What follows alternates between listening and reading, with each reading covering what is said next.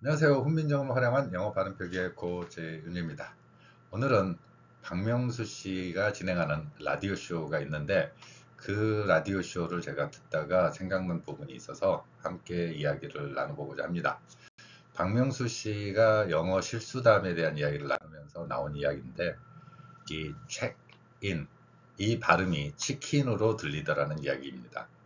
왜 그렇게 들릴까 하는 거를 생각해 보면 우리가 사용하는 일본어 방식의 한글 영어 표현이 우리의 머릿속에 너무 강하게 그리고 우리의 언어 습관에 형성되어 있기 때문이라는 걸 볼 수 있습니다. 무슨 이야기를 하고 싶은 거냐 하는 이야기인데요. 이 이야기를 보겠습니다. 먼저 알파벳 같은 경우는 C, H, E, C, K 이렇게 왼쪽에서 오른쪽으로 각각의 음소를 나열하는 방법입니다. 그런데 훈민정음 표기 원리를 사용하는 우리의 경우에는 한국인들의 경우에는 이 소리가 어떻게 되냐면 왼쪽에서 오른쪽으로 위의 글자는 쓰지만 받침표기라는 독특한 원리가 있습니다. 이 받침이 상당히 중요한 표기 원리인데요.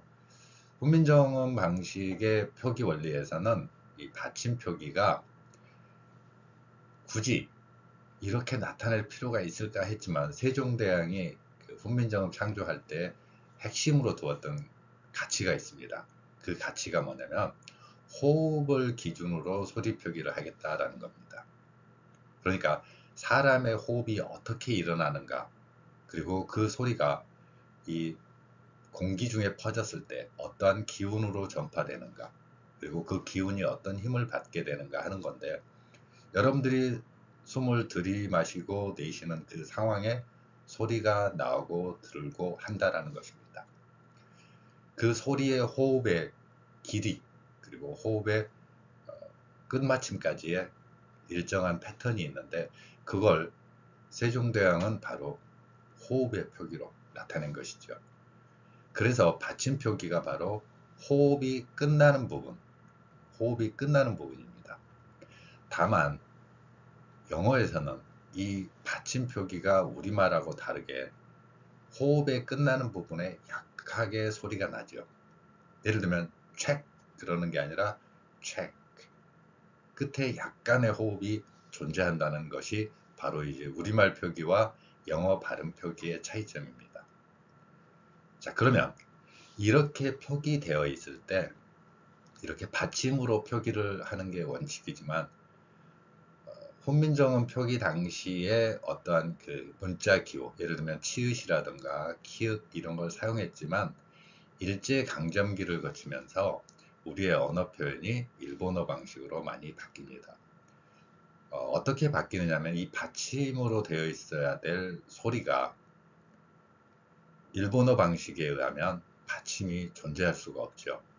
일본어 표기 방식에서는 받침으로 가야 될 이 소리가 개별 호흡으로 바뀝니다.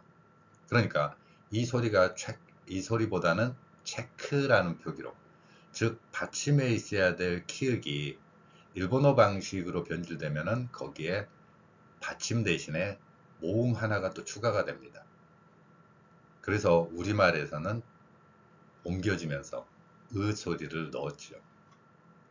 이게 바로 이제 호흡의 차이가 생기는 기본 핵심입니다. 그러니까 비록 훈민정음 표기 당시에 기호를 사용했지만 특히 외국어 외래어에서 받침 대신에 일본어 방식으로 자음 모음, 일본어는 자음 모음이 하나의 소리고 받침은 표기하지 않는다, 이렇게 생각하면 됩니다. 따라서 어떤 소리가 나올 때 이 받침으로 되어 있어야 할 소리를 자음 모음으로 분리시켜 버리는 거죠. 그래서 이 표기에 이제 익숙해지면 어떻게 됩니까? 체크 인으로 표기가 되죠. 없는 으 소리가 들어갔습니다. 제가 으 이야기를 할 때마다 꼭 넣는 말이 있죠. 아, 으 소리 들리던데 이렇게요. 예. 한국인들에게는 으 소리가 기본 모음 중에 핵심입니다. 세 개의 모음이 있거든요. 그래서 그 소리를 우리가 인식하고 글자로도 나타낼 수 있기 때문에 으 소리가 들리는 거예요. 그렇지만 소리의 호흡에서는 그 으 소리가 없죠. 그래서 저기 위에서 보는 것처럼 체크 이렇게요. 큰 호흡의 소리, 최 소리에서는 나고, 그 다음에 받침으로 표기된 키읔 소리는 흘리듯이 약하게 열린 소리로, 이렇게 마지막 호흡을 흘려주는 소리가 바로 영어 발음의 핵심입니다. 그런데 이 소리를 일본인들의 표기 원리로 변경시키면서 받침으로 한국인들은 충분히 소리를 낼 수 있음에도 불구하고 이 소리가 새로운 소리 창조로 만들어지죠. 그래서 우리는 이렇게 이제 체크인이라고 써놓고 이게 한글 표기라고 생각을 하는 것이죠. 그런데 그 안에 담겨 있는 원리는 분명 일본어 방식입니다. 일제강점기에 형성된, 즉 당시 우리나라의 언어학을 전파한 일본인 언어학자 오구라 신페이와 같은 사람들의 그러한 표기 원리를 적용한 것이지요. 그래서 제가 표기한 글자를 보면은 세종대왕의 글자 표기와 닮아가고요. 일본인들, 즉 오구라 신페이와 같은 그런 사람들의 표기 원리를 닮아가면은 체크인처럼 발음이 됩니다.